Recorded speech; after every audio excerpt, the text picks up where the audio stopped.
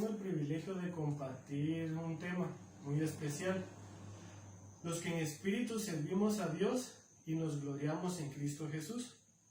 El primer pasaje que vamos a tocar es Ezequiel 36, del 24 en adelante. Versículo 24 dice así: Y yo os tomaré de las naciones y os recogeré de todas las tierras y os traeré a vuestro país. Este versículo es muy usado para explicar en ciertos momentos de la historia humana cómo el flujo de repatriados judíos hacia su nación está pasando. Pero recordemos que Herodes tuvo en su corazón y en su mente el deseo de hacer un censo, y todas las personas tenían que regresar a su nación. El versículo 25 dice: Esparciré sobre vosotros agua limpia, y seréis limpiados de todas vuestras inmundicias, y de todos vuestros ídolos los limpiaré. Esta es la promesa de algo que Dios va a hacer. Dice de que Él va a purificar, Él va a justificar y Él nos va a quitar toda idolatría. Todo esto por medio de la obra del Cristo, que comienza a suceder desde el nacimiento. Cuando Él nació de una virgen, concebido por el Espíritu Santo, la obra del Cristo había empezado desde el nacimiento, pasando por muchas profecías y señales, la cruz, la resurrección, y hasta hoy en día la obra del Cristo sigue haciendo su obra dentro del ser humano. Versículo 26. Os daré un corazón nuevo y pondré espíritu nuevo dentro de vosotros. Y quitaré de vuestra carne el corazón de piedra y os daré un corazón de carne. La obra del Cristo ahora al ser humano lo hace compungirse de corazón. Un corazón de piedra duro es transformado por la misericordia de Dios. La obra del Cristo ahora revelada a la vida del ser humano. Versículo 27. Y pondré dentro de vosotros mi espíritu, y haré que andéis en mis estatutos y guardéis mis preceptos y los pongáis por obra. Esto no es un acontecimiento paralelo, sino es dependiente y continuación de la obra del Cristo con la cruz y la resurrección. Dios, por medio de su obra, compunge el corazón del ser humano, pero también le da de su espíritu. ¿Para qué nos da de su espíritu? Para que podamos obedecer, y Él nos va a hacer que caminemos en sus estatutos, que guardemos sus preceptos y que lo pongamos por obra. El creer y el obedecer depende totalmente de la misericordia de Dios en nuestra vida. Versículo 28 dice: Habitaréis en la tierra que di a vuestros padres, y vosotros me seréis por pueblo, y yo les seré por Dios. Ahora Dios, por medio de esta obra grandiosa y eterna, Él ahora nos reconoce como pueblo, y nosotros le reconocemos como a Dios. Versículo 31 dice: Y os acordaréis de vuestros malos caminos y de vuestras obras que no fueron buenas, y os avergonzaréis de vosotros mismos por vuestras iniquidades y por vuestras abominaciones. La obra de Dios entonces ahora puede hacer que el ser humano se avergüence de su pasado y que tenga un arrepentimiento genuino, un cambio de conducta. Lo que antes hacía y desagradaba a Dios por medio de la obra del Cristo, el compungimiento de corazón, el Espíritu Santo de Dios en él, ahora permite que se avergüence, se arrepienta por obra del Espíritu Santo. Primera de Corintios 12:3 dice: Por tanto os hago saber que nadie que hable por el Espíritu de Dios llama anatema a Jesús. En la Biblia vemos que en Juan 10 los judíos que llevaban a cargo los servicios y rituales dentro de las sinagogas llamaron a Jesús anatema, porque Él les había dicho que Él era el Cristo. Ellos no tenían el Espíritu de Dios dentro de ellos. Y dice: y nadie puede llamar a Jesús Señor si no es por el Espíritu Santo. La obra de Dios por medio de la obra de Jesucristo nos hace recibir su Espíritu Santo, y no solo por dicho, sino por obediencia. Si Jesús es el Señor, tenemos que obedecerle con gozo, sin dudar, sin parpadear, porque Él es Señor. Romanos 8:2 dice: porque la ley del Espíritu de vida en Cristo Jesús, la ley del Espíritu, Dios ha dado una ley, ha establecido algo que la vida ha vuelto al ser humano, la vida espiritual ha vuelto. Estaban muertos espiritualmente por sus delitos y pecados, pero ahora ha vuelto por medio de la obra del Cristo. Y esto los ha librado de la ley, del pecado y de la muerte. El punto número 2 dice, la obra según el Espíritu. Y el libro de Gálatas, Pablo habla acerca mucho de la salvación por obras de la ley o la salvación por fe.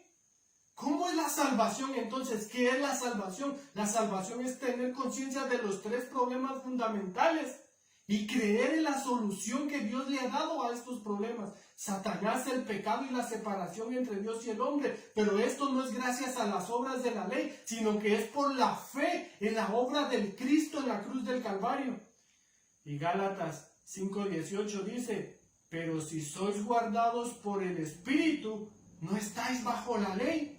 Pablo hace una declaración muy profunda, dice que si han recibido el Espíritu Santo, que se recibe por la fe en la obra de Jesús el Cristo en la cruz del Calvario, ya no estamos bajo la ley.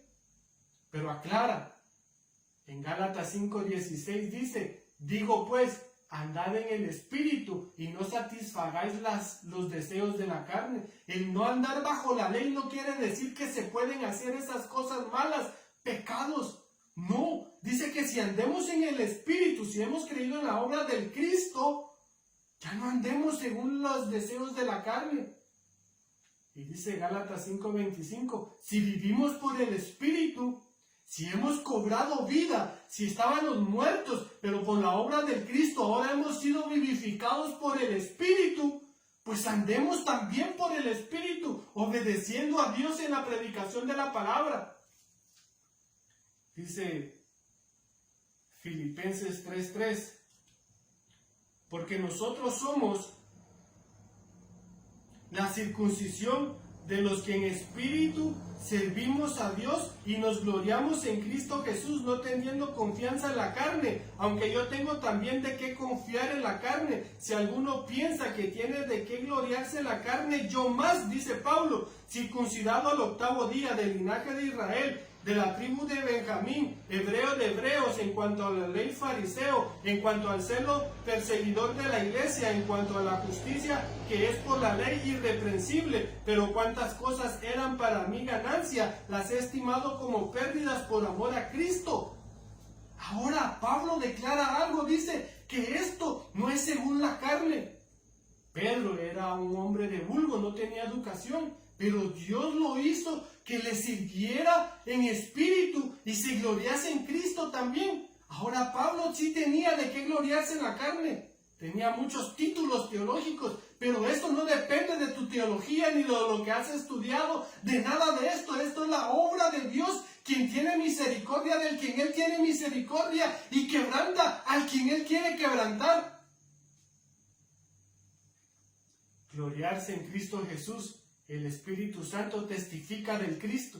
Y hay muchas citas que hablan acerca del Espíritu Santo. Podemos ver cómo Jesús mismo profetiza acerca de esta obra. Podemos ver Juan 14:26, Juan 15:26, Juan 16:13, Hechos 1:8. Dice Jesús todo lo que el Espíritu Santo iba a venir a hacer. Nos iba a recordar todo lo que Él ha dicho. Lo que el Padre dice, Él nos lo va a recordar. Va a venir a dar testimonio acerca de Cristo. ¿Y dónde se cumplen todas estas profecías? No se cumple esporádicamente en alguien por ahí que dice ser lleno del Espíritu Santo y viene a hacer muchas cosas, sino que se cumple en el aposento alto de Marcos, cuando el Espíritu Santo es derramado en los 120 y Pedro es levantado por el Espíritu Santo y comienza a dar el primer mensaje evangelístico de la historia. Lleno del Espíritu Santo, él declara que a ese Jesús, a quien el pueblo de Israel ha crucificado, Dios le ha hecho Señor y Cristo. Solo ahí. Y de ahí en adelante, los que hemos creído,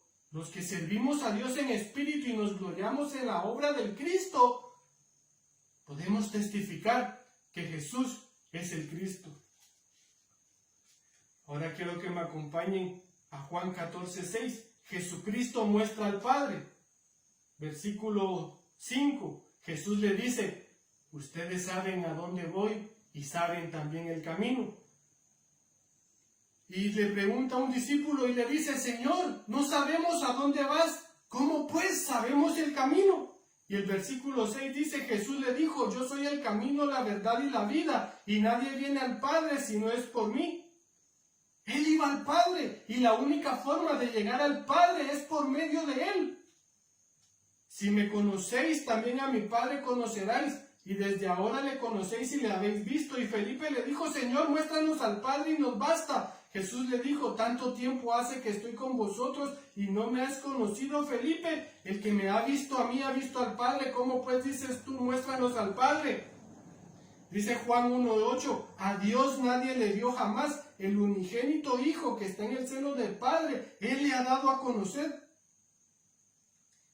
Mateo 11:27, todas las cosas me fueron entregadas por mi Padre y nadie conoce al Hijo, sino el Padre, ni al Padre conoce a alguno, sino el Hijo y aquel a quien el Hijo lo quiera revelar. Y Juan 10:30 dice, yo y el Padre uno somos. La obra del Padre es revelarnos al Hijo y la obra del Hijo es revelarnos al Padre. Pero ellos son uno. La obra que ellos están haciendo es una obra eterna y perfecta que es la salvación de todos nosotros. Están acordados, están unánimes en una misma obra. Por eso el Padre y el Hijo uno son.